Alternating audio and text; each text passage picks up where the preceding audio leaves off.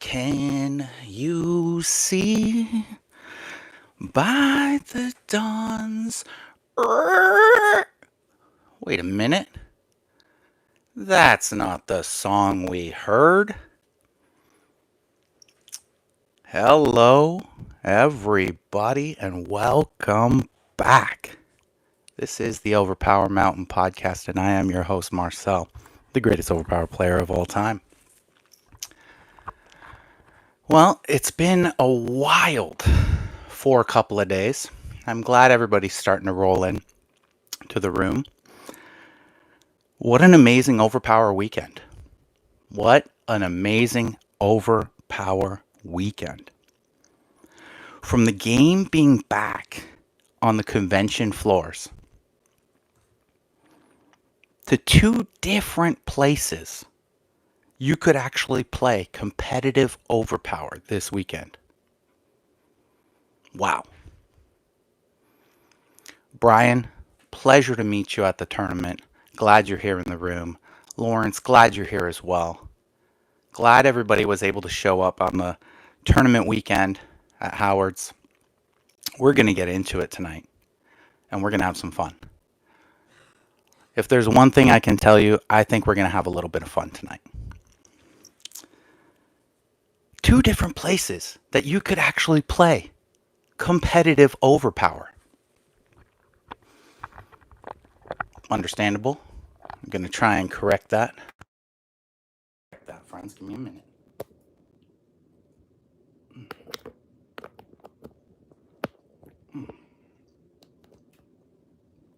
All right. That a little bit better in the grand scheme. You know you like my word usage. Are we still crackling? Are we still popping? Are we still locking? Let me correct this situation for you here. So as I was saying, two different, and I mean two different places you could play OverPower this weekend to be competitive. Our game is truly rising and back up. Okay, interesting. Okay, I got you, friends. We're going to correct this. You may be having issues with my audio right now as I've been doing commentary over the last couple of days, so my home studio sort of was rearranged over the last couple of days. So let me just correct a few things, see if I can get things going for you now. Okay, so sync is fine now. Here we go. All right, let's get back into this. I didn't even start the show, so we were just having a little fun. We're having a little bit of technical difficulties. I may have ruined a little something for later, but hopefully not too many people were either hearing that. Okay, interesting. Let's keep this flowing.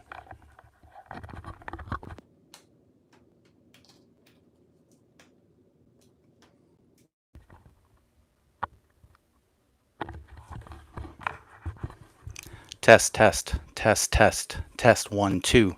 Test 1 2. Test 1 2.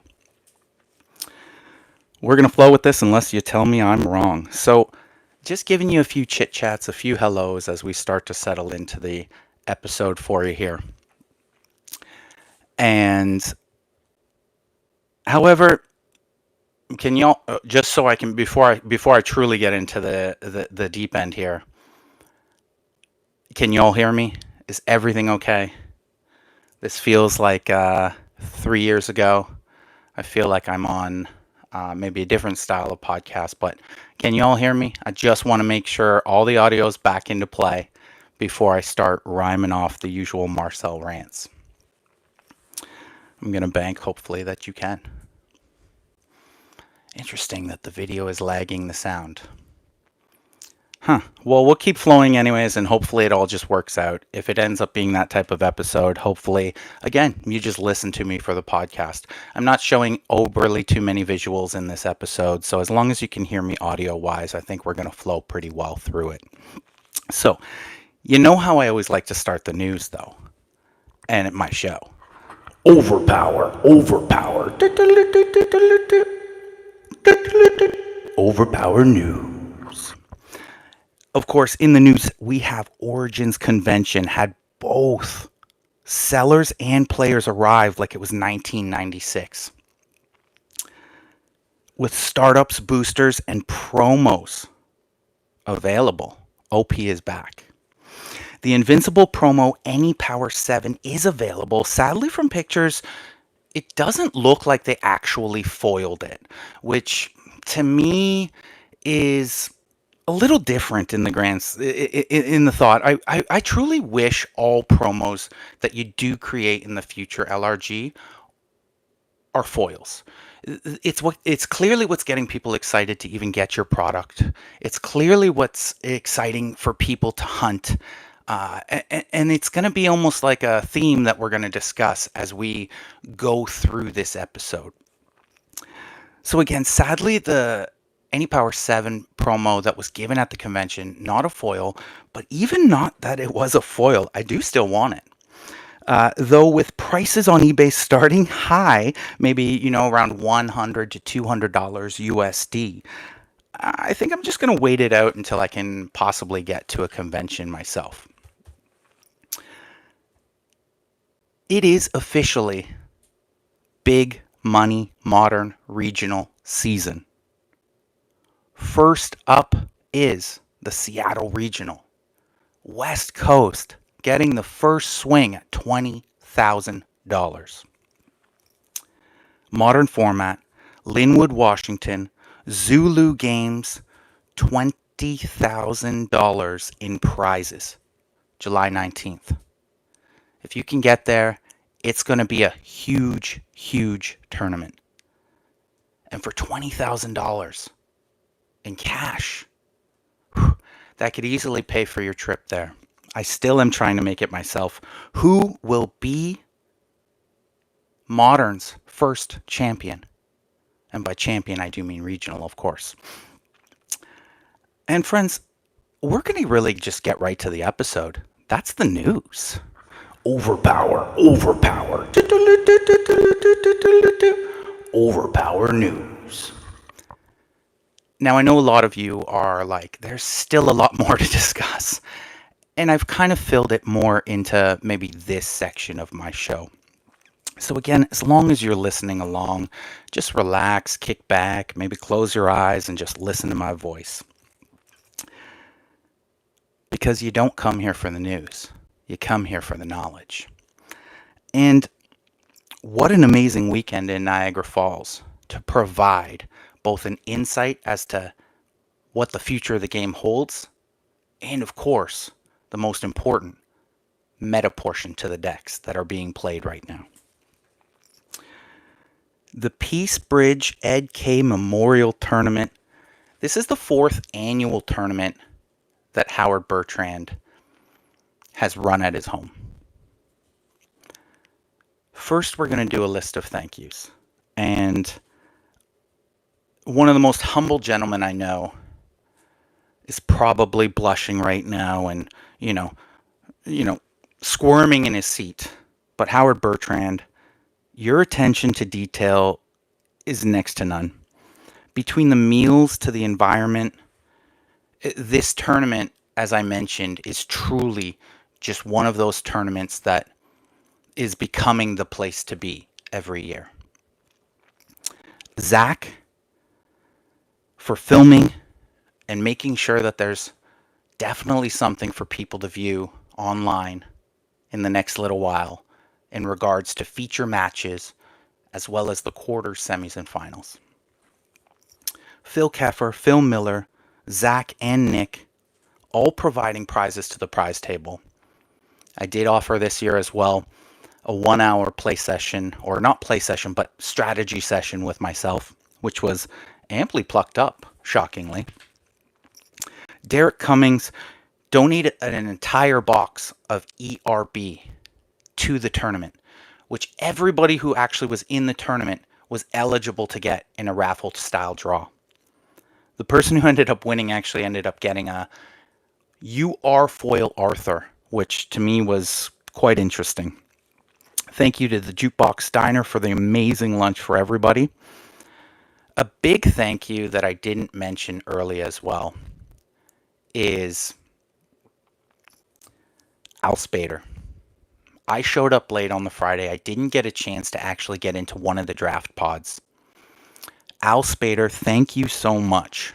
Apparently, from what I heard, you not only made the environment fun, you made everybody joining fun, you explained the rules thoroughly well. And from what I heard, anybody who entered the draft got an incredibly rare promo of their own, the Galactus. An Galactus hero card, which is a spoof of the Galactus, but of course, with Al, the Ace of Spades face on it.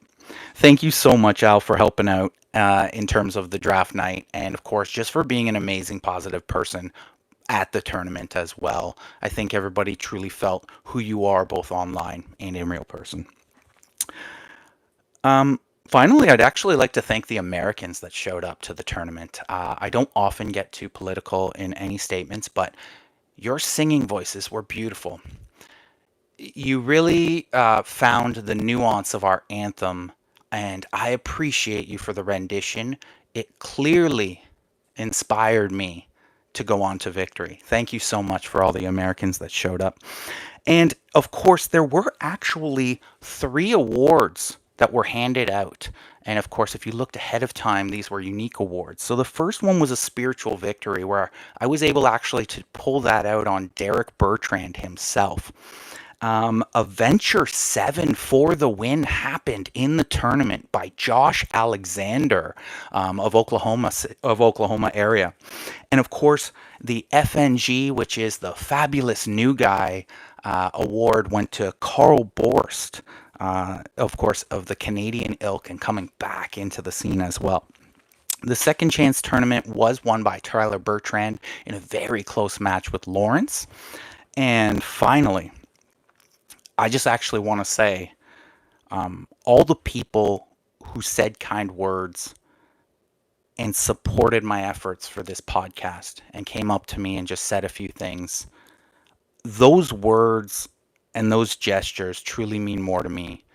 As you can see, I'm exhausted, but I'm on here because I know all of you really want to hear about some decks and some meta and some strategy that occurred, and at least the breakdown version of what I can give you. And, people said a lot of great things, and thank you for watching. I promise to continue raising the bar and bringing you the best OverPower content on the internet, barring all technical difficulties in this particular episode, of course. I assure you there was some last-minute setup, but we will rectify anything in future episodes. I promise you that. Big happening this weekend was the prize packs. Now, I would have said this in the news segment. However, they debuted at this tournament. Of course, let's just say the prize packs were hitting the community with mixed reviews. Now, it's an interesting mix in the packs. You do get a mix of rarer card slots as well as potential allies and basic universe cards. So I'm not really sure how a basic universe is a prize, but I like to give away prizes. So my friends, for all the people who are joining live, I have a very unopened prize pack that I want to give away. I'm the man with the giveaways. You can't get this unless you show up and play somewhere. Well, I played, and now I got a prize pack. So, with that being said, who wants this prize pack? Who wants this? I'm not putting up something where you have to do it later. We're giving this thing away right now, right here, this moment. So, all you have to do, my friends, to win this prize pack that I'm holding up in my hands, the first person in this chat that I'm looking at right now, the first person that can tell me, let's just get crazy, which character in the ERB world set has the most actions that they can perform from reserve in one hand, potentially. Which character in ERB Worlds can perform the most actions from reserve? We got it right there. It happened right away. Cthulhu is the answer. The Game Master LLC has just won a prize, and that is the prize, my friend. I hope it's a good one for you. We will connect. I will get you this. Please, of course, message me somewhere, and we will just, of course, get that out to you immediately. Congratulations, Game Master LLC. If I'm winning prize packs, you're winning prize packs, friends, because that's what we do here at the OverPower Mountain Podcast. We're all about community. Wow. Can anybody guess how many actions he can do? Can anybody guess how many actions he can do? 7 actions from reserve. 3 specials, 2 intellect teamworks, and because it's a trick question, 2 any power teamworks that would act as intellect as well, played from reserve. Cthulhu can play 7 unique actions from reserve in a potential round. Whew! Whoo! A reserve character who can throw 7 cards in a round? That's something to think about. Well, let's get to the reason you all are here tonight. The top 4 deck review. If you want to hear this review, let's hit the like button, subscribe, show your support. You know I always appreciate it. You know I always love it. Here we go. 4th place. Now, I'm going to explain 4th place to you in a unique way because we do not play a 3rd and 4th place game. So when I say 3rd and 4th place, it is a relative term because we actually just take whoever has the higher seed going into the top 8, and they are just the one who becomes 3rd out of the 3rd, 4th match. So these being not really in a particular order, but of course, according to our rules, 4th place, we have Sean Ballantyne. If you recall, I actually did an amazing player profile interview with Sean Ballantyne that you can catch on this channel as well. He was playing Zeus, X-Man, Holocaust, and Old Spider-Woman in reserve. Using the battle site X-World, of course, Infinity Gauntlet as his event set, and then the land that time forgot as his home base. As his home base. The land that time forgot. Don't forget that I just said that. Sean very much was playing a knock'em attack, very aggro style of both play and deck construction.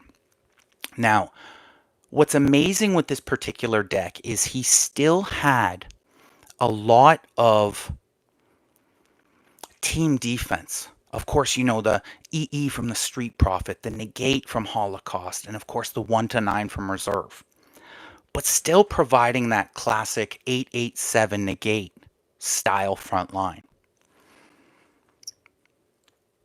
Sean was looking to apply KO pressure incredibly early.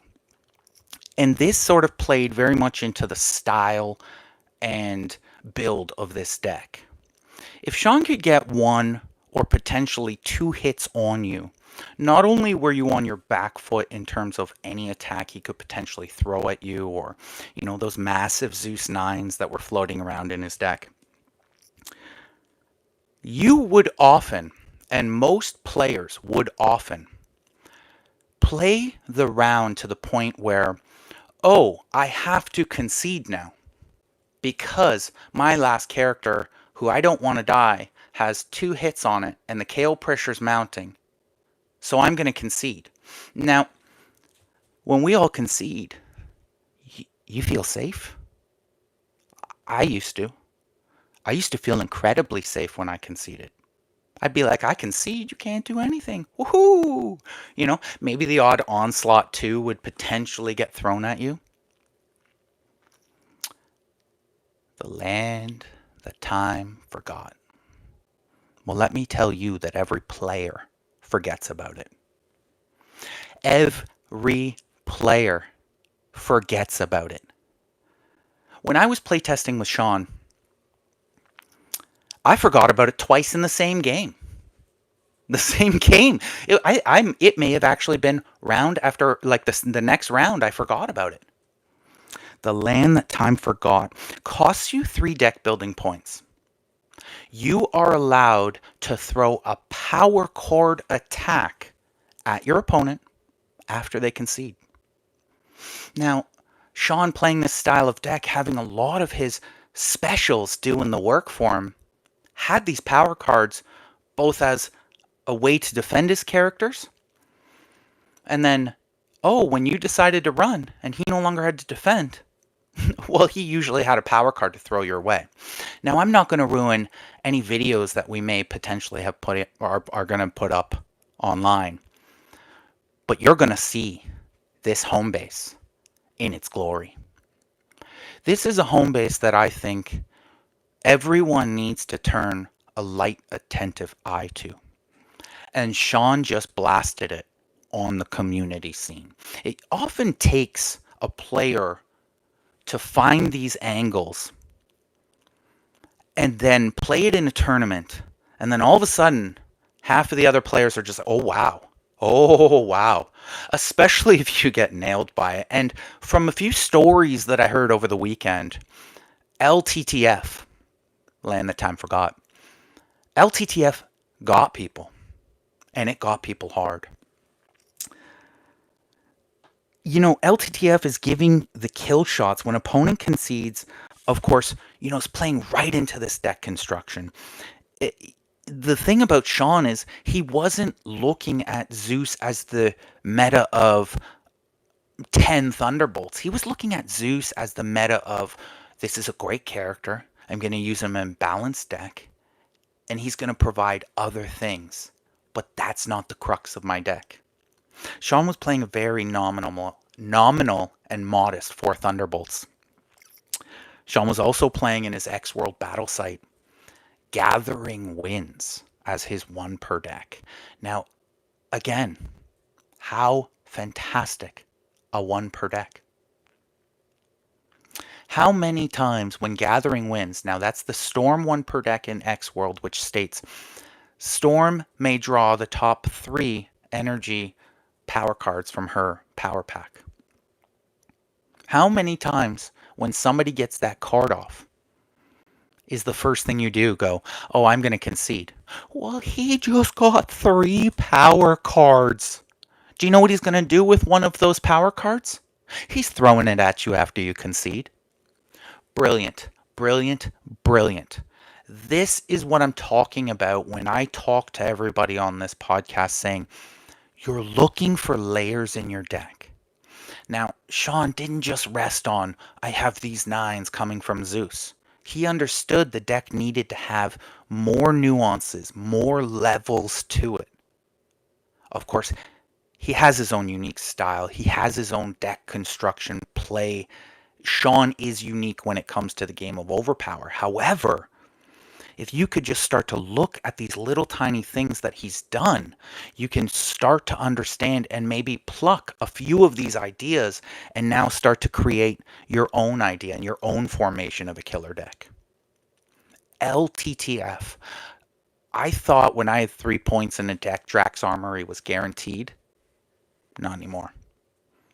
Not only am I going to look at LTTF, I'm going to look at ways that I can hopefully do what Sean has done in this style of deck and cater a deck style around to it. Having those power cards, having your specials do a lot of the defense and offense in this deck, and then having those power cards as those utilities, and having the ability to have one when the concede happens. That's the type of thing I'm talking about.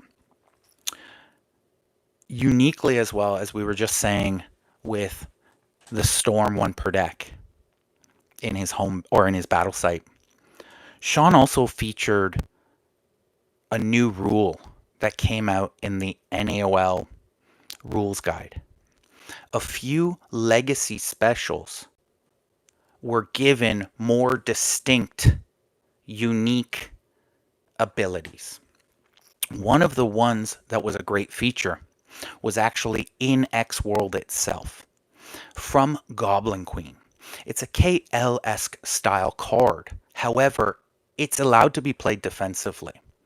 So this actually stops any card with the word for remainder of battle or remainder of game defensively, and does not allow the player to play any more cards for the remainder of that battle that affect remainder of battle or remainder of game. This blocks a 9 from another Zeus because it says for remainder of game. This blocks. And this is an interesting interaction that you're about to hear. Your opponent plays Stars and Garters from Beast against you. You can use the Goblin Queen to defend that and essentially negate that Stars and Garters. Very versatile card. Sean all day was mentioning that this card was just winning him game after game after game after game.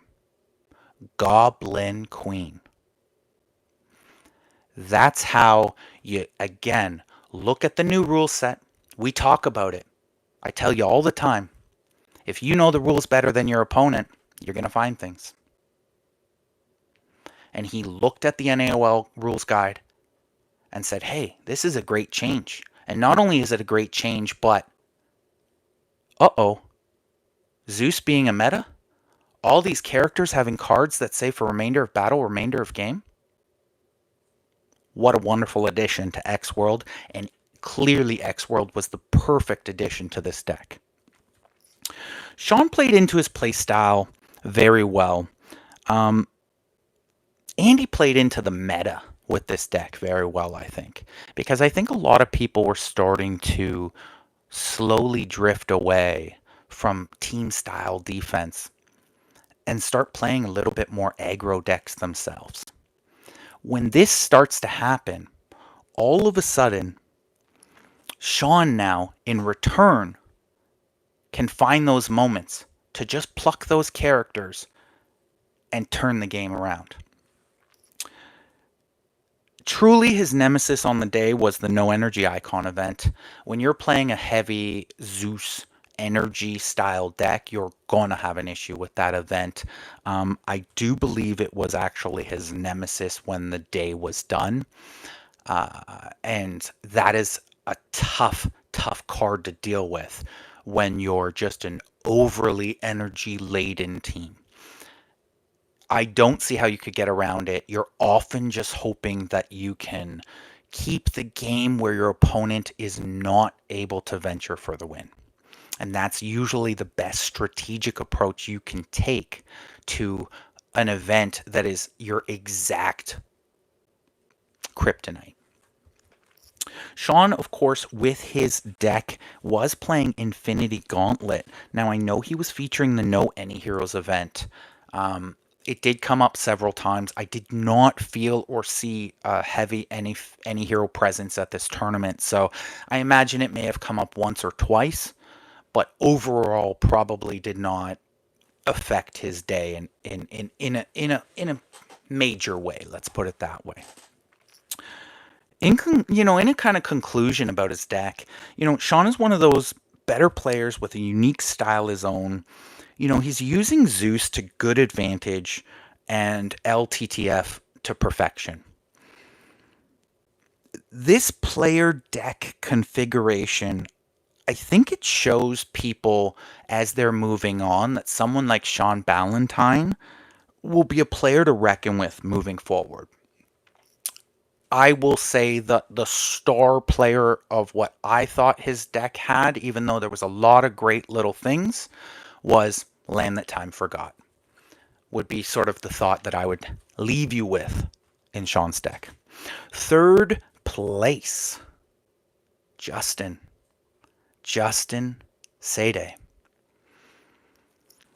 I keep saying your name, Justin Sade. Sade. I should have asked him how to say it. Justin, Consistency. Man, you are putting up results. Man, you are putting up results. Justin Sadeh brought Sherlock Holmes, Zorro, Dark Beast, and Deathbird in reserve. He used Outback as the battle site, Spartan Training Ground as the home base, and Fatal Attractions as his event set. I enjoyed that he featured 2 ERB characters. This is starting to show people that ERB World's characters, they're real.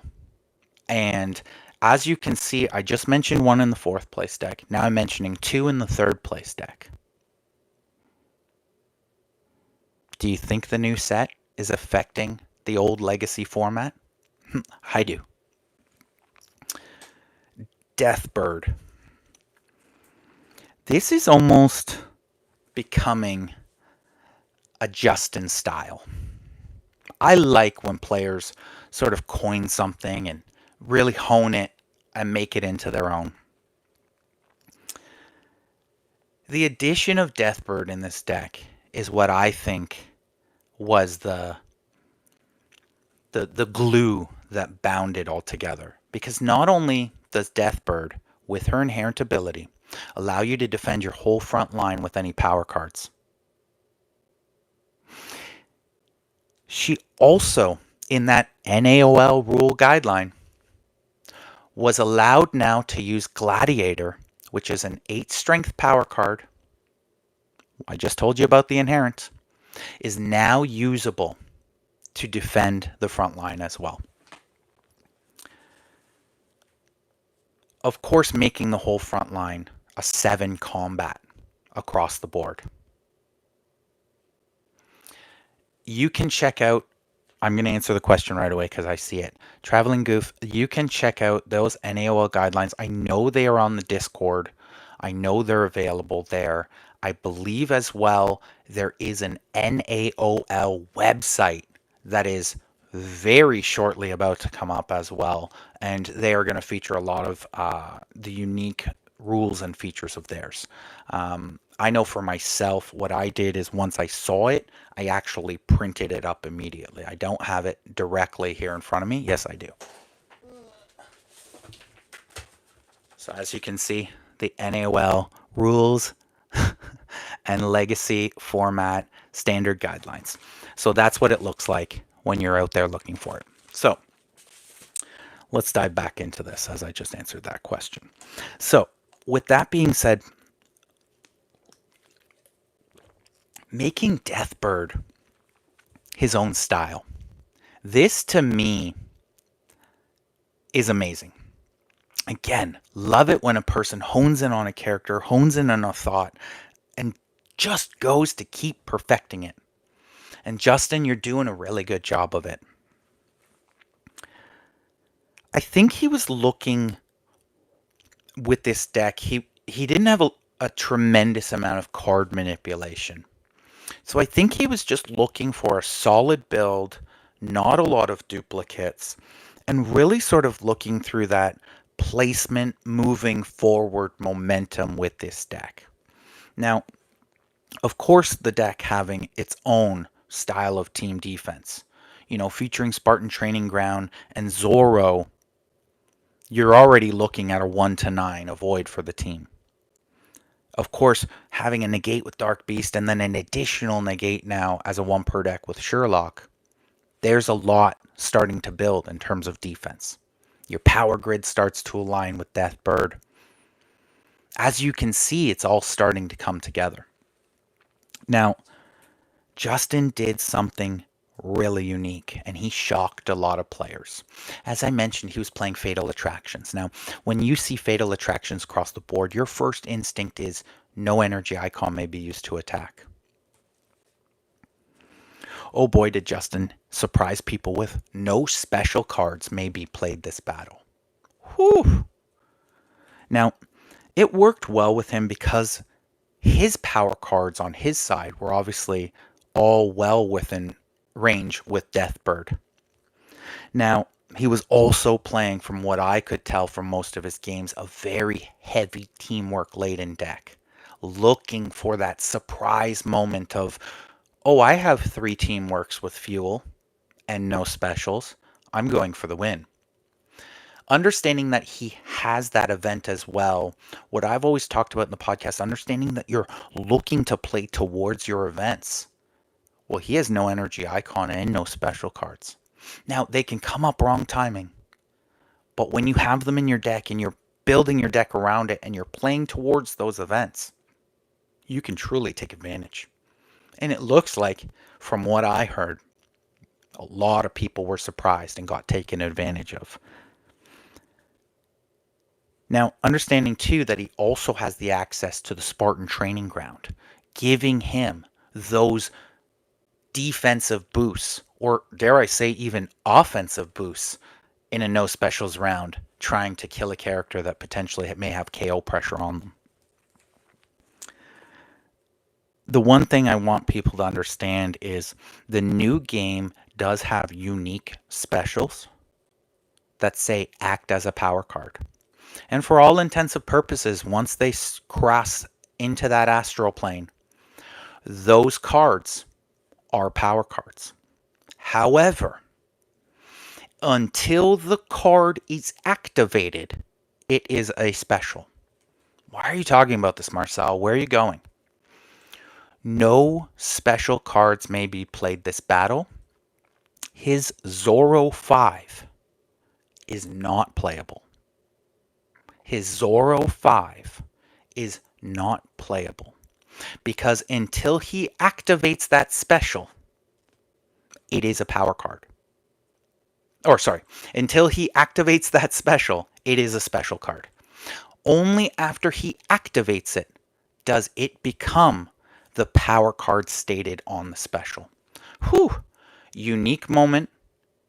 Actually came up in the game between me and Justin. At first I thought, oh wow, he gets to play that.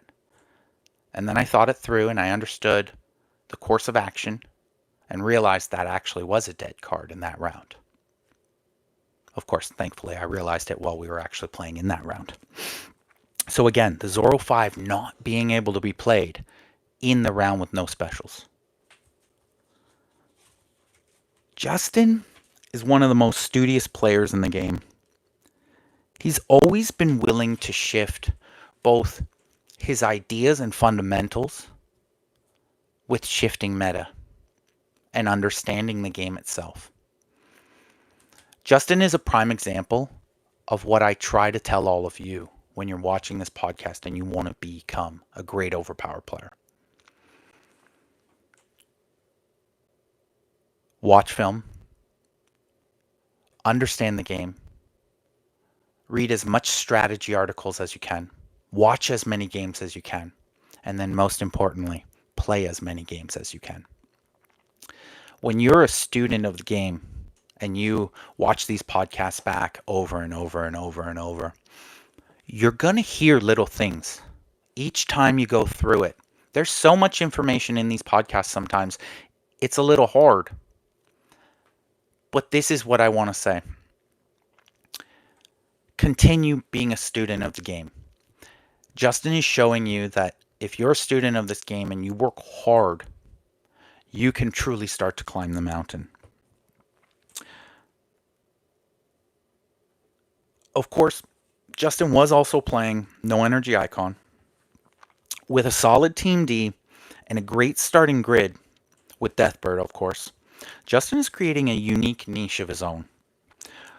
He was playing Pretty Boy as his 1 per deck in the battle site. I'm assuming to save one of those Dual 8 characters that he was wielding. I am a little bit curious about the Sherlock Holmes addition to the deck. I kind of love Sherlock, so I kind of like it. But when I started thinking about the deck and the Dual 8s and what Sherlock brought, I started feeling like Sherlock was maybe the lacking piece in this particular deck. Now, obviously, I'd love if Justin had a particular reason he was in there other than the negate. and potentially the 8? I'd love to know it. Of course, dueling opposing 8s with Deathbird made it a lot easier, as the 7s all hold strong as long as your reserve is still back there. So thus making probably, I am assuming, one combat 8, one intelligence 8, and one any power 8. Avoiding probably most of all hard events that were played throughout the tournament. Of course, using Zoro to full effect with the training ground in the back, getting those 1 to 9s whenever he did have the Zoro 5. In conclusion on Justin's deck, Justin continues to put in another solid performance. He is inkling around the same style of characters, but he's changing them up quite frequently. When you see someone changing their characters and still performing like this, you know they're starting to get the game. You know they're starting to understand it. With this kind of consistency and these kind of performances in all of these NAOL tournaments, he's actually putting himself in a great run at Player of the Year this year. Developing his own style and being a student in the game, Justin is on the cusp of his own breakout win. I'm going to tell a quick story about Justin. As I was sitting there and Justin was, dominating the day, I think he ended up 6-1 on the day. I think it was around 4. And I look over and he is cool as a cucumber. The sun's blazing. It's humid. It's hot. And Justin is leaned back in a chair, the most relaxed guy I've ever seen, right in the middle of a tournament.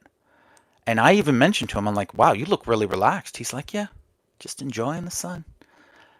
That shows that he understands his style, his play, and has done all the work and understands that he's there to play.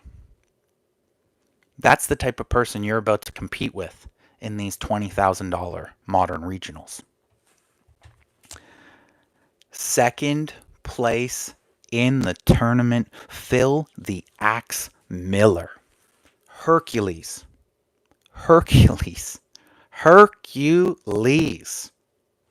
X-Babies, Beast the Brute, Old Spider Woman, featuring Hellcarrier, Fatal Attractions, and Dracula's Armory. Now, he wasn't playing Dracula's Armory, he was playing Weapons Cache, which is just a Dracula's Armory proxy or spoof, I guess you could call it. Dual Negates makes the Hellcarrier not a liability. Not only does it not make it makes the Hellcarrier not a liability, it makes the Hellcarrier now an uber feature on this deck. Hercules, are you finding a theme? Have we mentioned in all 3 of these decks tentpole 8s from ERB? Looks like we might have to go back and watch those tentpole episodes again on the podcast. All being featured on the 4th, 3rd, and now 2nd deck in the tournament. The ability for him to have those dual negates, phenomenal. I've always thought about how to get Hellcarrier on my team because of its additions. And what a way to do it. Not only a way to do it, I've never seen this deck before. Now, a lot of you are like, wait a minute, that's a 5, 6, 7, and an 8 character. Yeah, it is. He counted right up the grid for you. Now, what's unique, though? Let's talk about that battle site. He played the Hydra 1 per deck, which allows him to go in his opposing player's dead pile and take any one card. Use it offensively or defensively. What a great 1 per deck. Often going to get a defensive style 1 to 9 or a negate, but being used to perfection by Phil in this tournament, as I did see several times where he may have even gone in and got like, avoid when attack may not be attacked for remainder of battle. Really big cards you can grab. Now, I don't think he chose the Hell Carrier just because of that 1 per deck. Even though it's a great 1 per deck and works well with his deck, Phil the Axe Miller was playing a mono 8 deck. As we mentioned, Hercules being the only 8 brute force character on this team. He's defending Hercules all day. If you're playing against him, your thought is, I have to kill Hercules. I have to kill Hercules. No lockouts in the Hell Carrier. No partial lockouts, no full lockouts. So card for card, round after round, you have to defend Hercules. Now, of course, unless the Hydra OPD can become something of a lockout. With Hell Carrier, though, as you fight this mono 8 battle in a round, all it takes is for your opponent, in Phil's case, to throw a brute force icon on either Beast the Brute, or God forbid you throw a brute force icon on the babies. Because he's going to turn around and take the Hydra Avoid, and he's going to boost the stat of his character to 8, thus creating the second 8 in his deck. Several times throughout the tournament did Phil lose Hercules, and then just the next round make Old Spider-Woman an 8 because they didn't want to get those 1 to 9s. Well, guess what? When you just start going down Spider-Woman with everything you have, odds are one's going to have a brute force icon, and he's going to avoid it, and he's going to make her the next 8 brute force on his team. Great way to sneak in a second 8 on a mono 8 team. Now, he has Venture. Phil has Venture here. Like, we're talking lots of Venture. We're talking Hercules, right? 9, 7, 6, 4. It's 26 points of Venture. Wow. 1 character. Oh, wait. Did we also mention the Beast 9? Did I mention the little Colossus that gets him 6, maybe an additional -4 as well for a potential another 10? Or Little Phoenix, which is a 7 as well? Big card after big card after big card he's throwing at you. You better have something to defend it. And of course, Hell Carrier uniquely actually secretly delivering a big punch. Lots of offensive options throughout that battle site. Of course, featuring the big Any Power 8 from Nick Fury.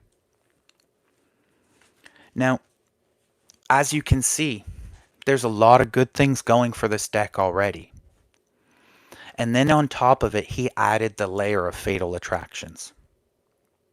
Oh boy.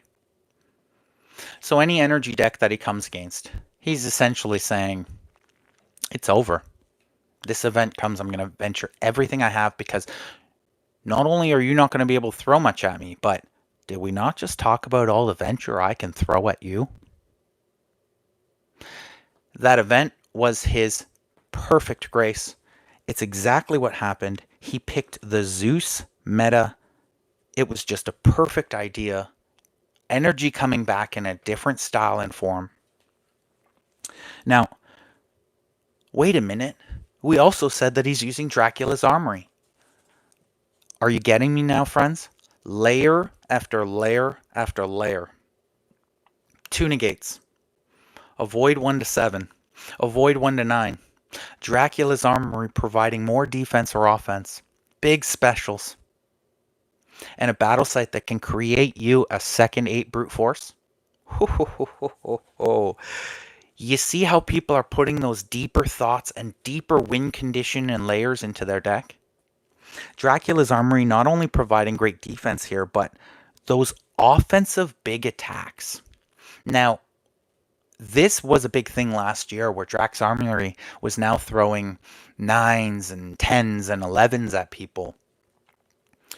But now when somebody's throwing those 9s, 10s, and 11s at you, you actually have a way other than your special cards or your activators to defend it. Adding this layer was just really well done. Now, running in always to the issue of X-Babies can't use that unless, of course, the Hydra card bumps them. X-Babies not being able to place any power cards, always having to place the ally. I wonder if that was a light issue, as Phil Miller's playstyle often starts to revolve around placing cards, moving the war chest forward, and just continuing to have that 1 or 2 card advantage while he builds a great deck, and just even 1 or more discards can end the game right there. To sort of conclude and to sort of like come to a fruition of Phil's deck, which again, as I mentioned, you know, the great conceptual ideas to it. As the meta slowly shifts to different characters, Phil found a way to reinforce Hercules with Hellcarrier. As well as fantastic overall Team D, he was able to time the meta to his event. We often talk about this. There are powerful events that can win you games and tournaments out there. But of course, you have to time them to where majority of people are playing those decks. And boy, did he pick the right timing with this one. Probably only being susceptible to a heavy universe card attack towards him, Phil pretty much had the answer for almost everything. Phil Miller has shown numerous times why he's one of the best players in the world at OverPower. In our finals, and I won't give you too many spoilers,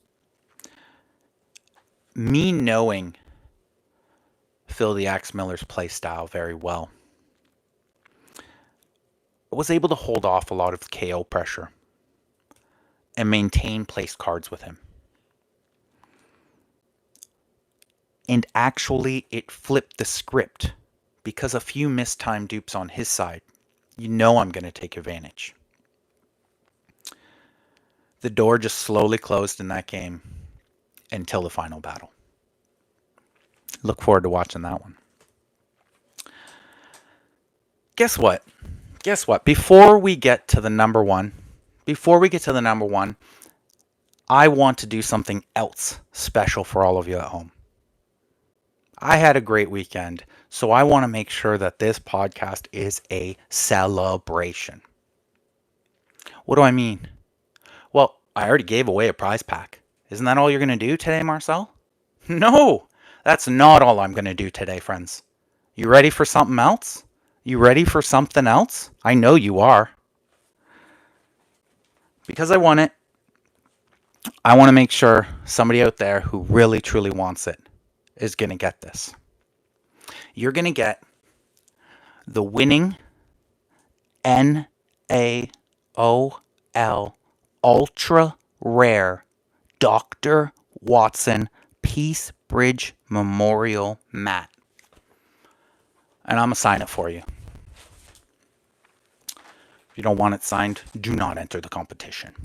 So, oh my God. I'm sure you all want that right now. How do you get to win this? Well, we're not just going to blast it away quickly. I want to hear some ideas from you, friends. This is how you're going to win that playmat. After this episode finishes, it will go live back up on the channel. And in the comment section, I want you to write, using only ERB characters or ERB World Legend characters, featuring Dr. Watson on the front line. I want you to write in a 4-character ERB World Legend team featuring Dr. Watson on the front line. It must be point legal, and you will get an entry in next week's giveaway for the Dr. Watson NAOL exclusive mat you could only get if you showed up, or of course if you watched the OverPower Mountain podcast. I will make sure I get that out to you. So watch next week, enter after the episode, and then watch next week to see who we pulled live. I'm sure you want to hear about it. You want to hear about my deck? Do you want to hear about the first place deck? I think y'all do. I think that's kind of why you showed up. First place, Marcel, the OPGOAT, Loge. King Arthur.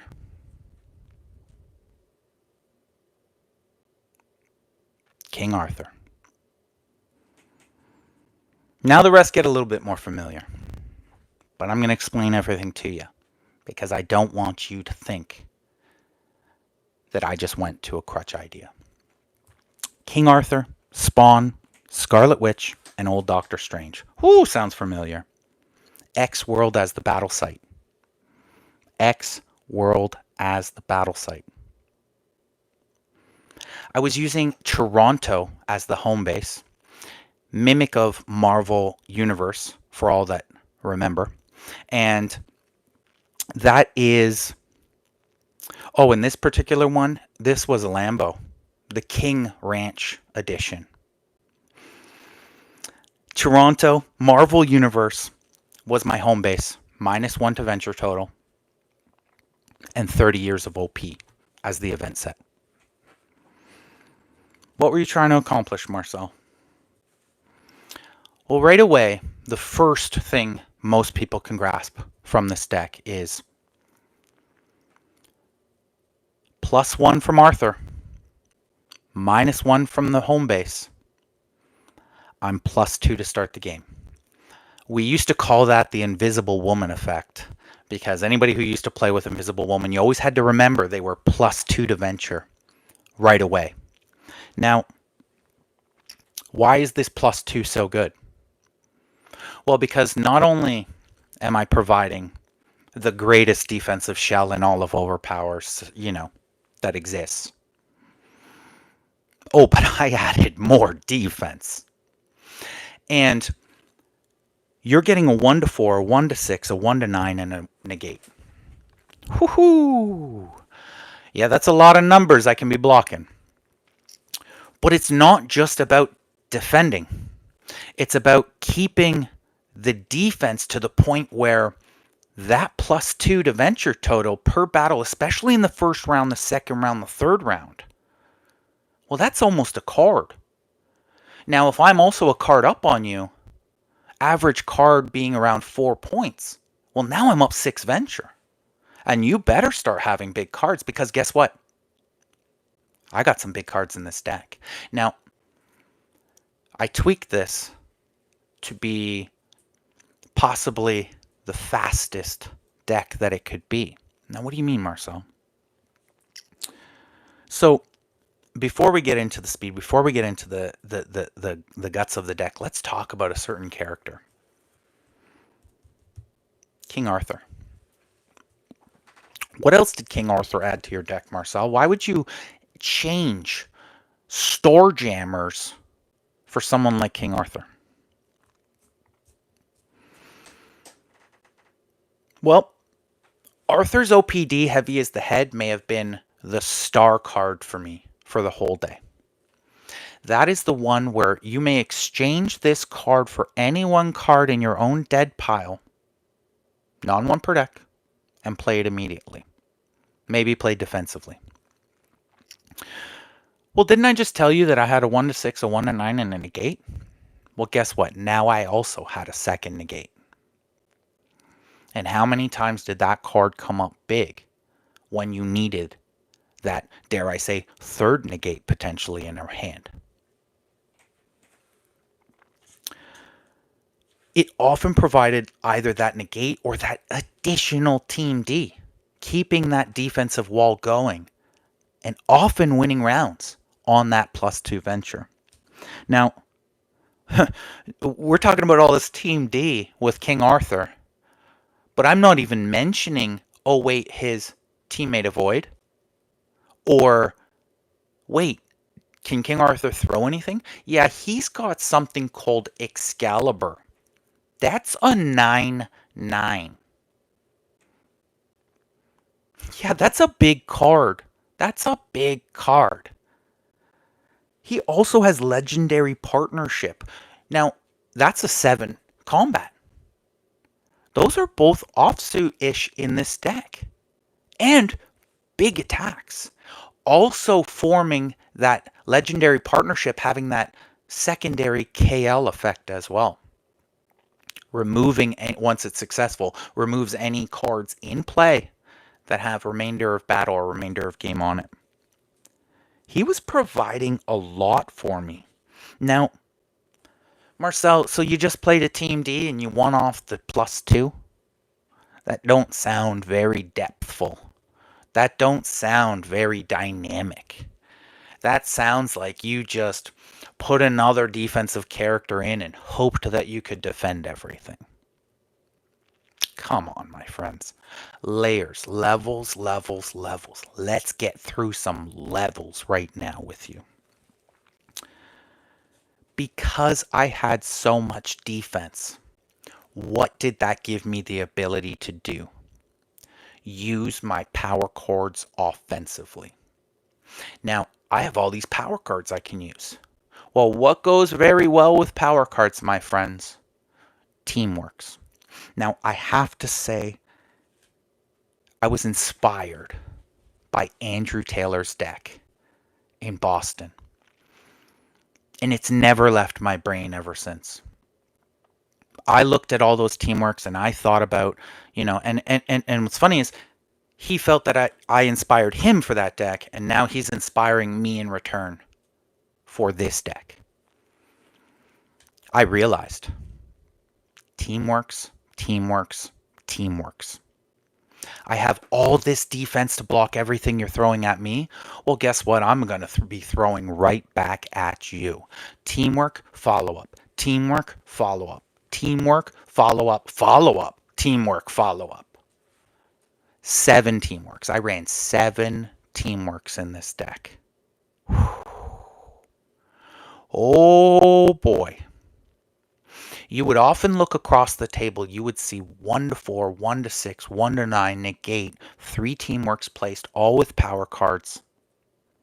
And then I'd have an additional 4 or 5 cards in my hand. Let alone all those other Arthur cards I just mentioned, as 3/1 per decks.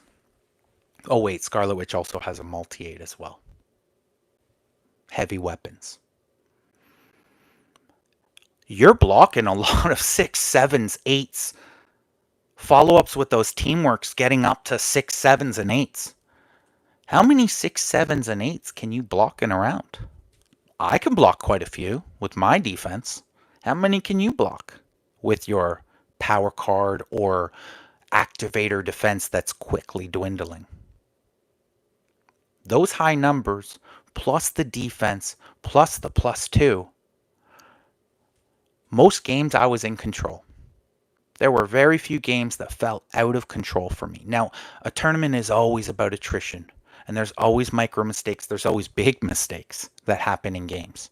It's a matter of getting through those moments. And very few times did I overly feel pressure with this strategy, because I always seem to have the defensive card and then not plying you with just single attacks, but consistently coming at you with pressure.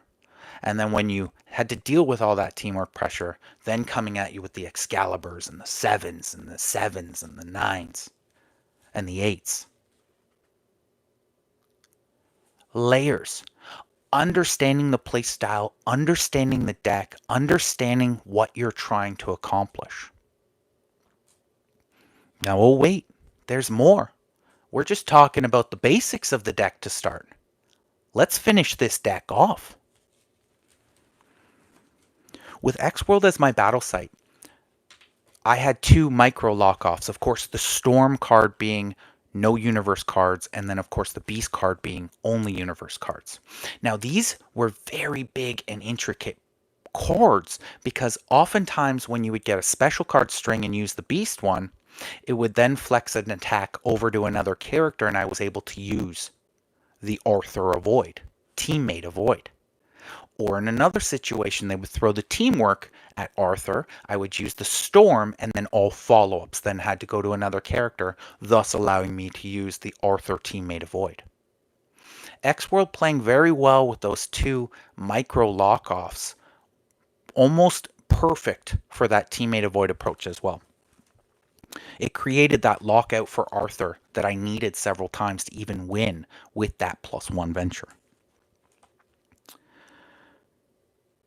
X-World OPD. What did you play, Marcel? You played X-World. Clearly, I was angling for the Goblin Queen card as well. I predicted a heavy Zeus meta, and I wanted a way to be able to potentially lock my battle site off for more than one round.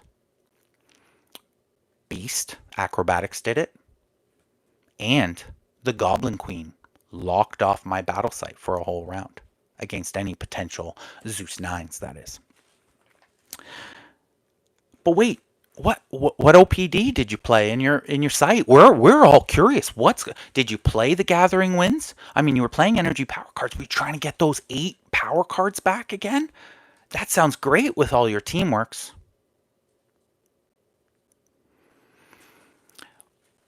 When you're playing in tournaments, sometimes you need an element of surprise.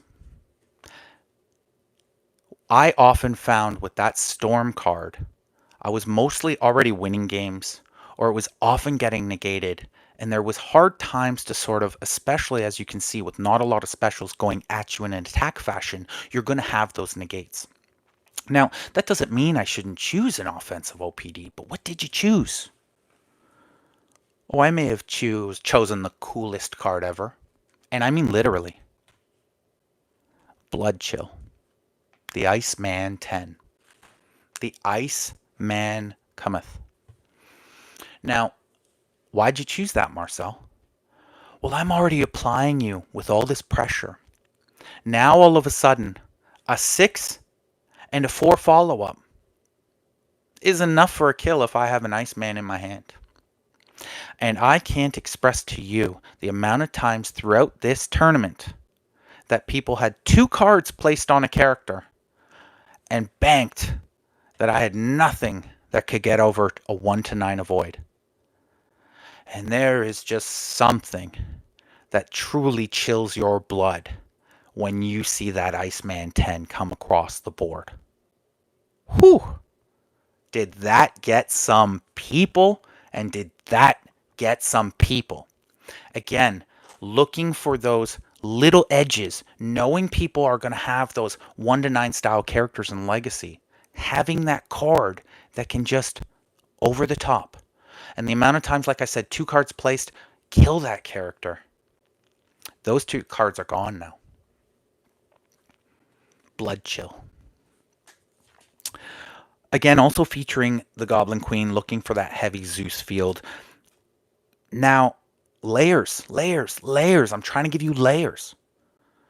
So then I said, okay, well, I still need a big event. And I said, I am going to the Ed Kowalewski Peacebridge Memorial Tournament. Who's going to bring me the most luck? Well, I said Ed himself. Ed, I need you. I need you. 30 years of OverPower. And I used the Ed event. No cards with an intellect icon may be used to attack. Now, of course I had, the Spawn 4 and, multi-power cards. But that's it. And if there's one thing I can tell you that I noticed very heavily in this particular tournament, intellect is a very much secondary stat in almost every deck out there now. Whew!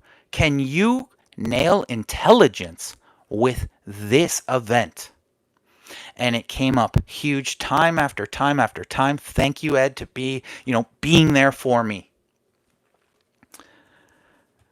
Though there were few intelligence decks themselves, as in featuring like the 8s, being that second suit, it was often on almost every teamwork I ever saw the whole day. And just eliminating, even if it got one, two, three cards, I already told you I already have an advantage with this +2. You know, there was another reason I played Marvel Universe. Now, there's one thing I don't really like in Overpower is that there's only one any home base. And often when you get that 4 placed on your home base, I feel like I never want to play it because I can never put another card there, and I always lose that placing spot. And then, if you place yours, you're always going to have a place where you could be a card over me. Well, what happens if you can add a second aspect to your deck? What? And one that features well, particularly in your deck? Well, what do you mean, Marcel? Well, wait, I told you I'm featuring nothing but pretty much teamworks and defense, with very few specials even going across the table. Well, that means I'm not really going to have many specials sitting, in the current record or permanent record across the table. But you're probably going to have quite a few coming at me. Oh, wait a minute. Excelsior. Excelsior. Excelsior. What did you just... What, Marcel? What even is it? Does anybody even know that the card Excelsior exists? Of course, I'm going to, put my own panache on it. And I played the Jack Truong officially made tournament viable OPGOAT version in the deck, which of course features my own likeness. But it acts like Excelsior. Now, what does Excelsior do? Like, you just stop saying the word Excelsior. Just tell me what it does. It is an aspect, so it is unnegatable. Each player is -3 to venture total for every special card in play. Didn't I just tell you that I have very few specials going across the board? And didn't I tell you that when you have particular cards like this, whether it be an event or something special like this, you can cater and play your game towards it? So what do you think when I had to take a hit, what I would take? A special card. There were times where this card got me -9. An unnegatable -9. Wow. It was also another way that if you did attack my battle site and you per se had 2 Thunderbolts on there or something crazy like that, it was another way that I could push that venture total as well. Again, many different ways I could have used this. But why would you put a card like this? It feels like it might not work all the time. Well, it doesn't. But when you're getting to the level of overpower that these and competitive level that these NAOL tournaments are starting to get to, minimum stakes in a game will cost you. Yes. But when you're playing against another top tier player and you just have what you would call a generic or run-of-the-mill style deck without too many of these weird layers and different things that they have to think about, well, they're going to almost predictably play you. This card was not only put in because it catered very well to the style of my deck, but these are the types of cards you have to put in so that when you play those other top tier players, you have almost like a secret weapon or something that they are not expecting because it's not normal but still works in your build. This is what I'm talking about. These are the layers you need to get to. Because not only did I have that +2, but now I have an unnegatable card that for any special in play, I'm getting an additional 3 points. Think about things like that when I'm trying to tell you look for synergy, look for combos, look for deeper layers in the game.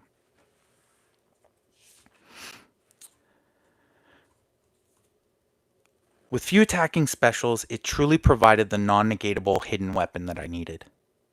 Especially with battle site attacking being a prevalent thing again happening. And people playing those heavy brute force special decks like Hercules and Heroes for Hire. Well, I'm going to take JWs all day. Because why? That JW just became a 0 once I play Excelsior. Quickly, as we start to wrap up the show, did anybody have any questions in regards to my particular deck that I could answer for you at this particular point in time? I like to open it up because maybe somebody was thinking, why did you do this? Why did you play that? What were you looking for? I think I covered everything in most of that scenario. So as the question, if you have any, please roll them up. So to wrap up the show this evening, of course, remember to like and subscribe, most importantly. But we actually have a special end of the episode announcement. Whoo! Now, people are probably already leaving. Like, whoo! But there's a special end of the episode announcement. I said extravaganza. My friends. OverPower Mountain Podcast has sponsored the filming of the Peacebridge Tournament and will have the tournament available for you on this channel. Commentaries completed, videos are completed. They will be up by this weekend. Oh, it's Canada Day long weekend, and guess what, Canadians? You're going to be able to watch OverPower all weekend long. Everybody out there, get ready. You're going to get to enjoy the Peacebridge Tournament on the OverPower Mountain Podcast. Now, of course, it's going to feature commentary by yours truly, the OPGOAT, and other guests. So keep your eyes glued to the channel. Within days, you will get to enjoy that OverPower action. Wow. That's what I'm talking about, friends. So I'm guessing I've hit all the points that you wanted to know. What a great episode. Don't forget about the Dr. Watson playmat giveaway. Leave a comment on the video with a legal all ERB World's Legend team where Watson is featured on the front line, and you will get entered in to win that exclusive Peacebridge Memorial mat. Oh, that's honestly one of my favorite cards in the whole set, I have to admit. So the draw will be next week. Thanks for watching. Keep thinking OverPower, deck building, and getting to the top of the mountain. This is the OverPower Mountain Podcast, and I am the OP Goat. Good night.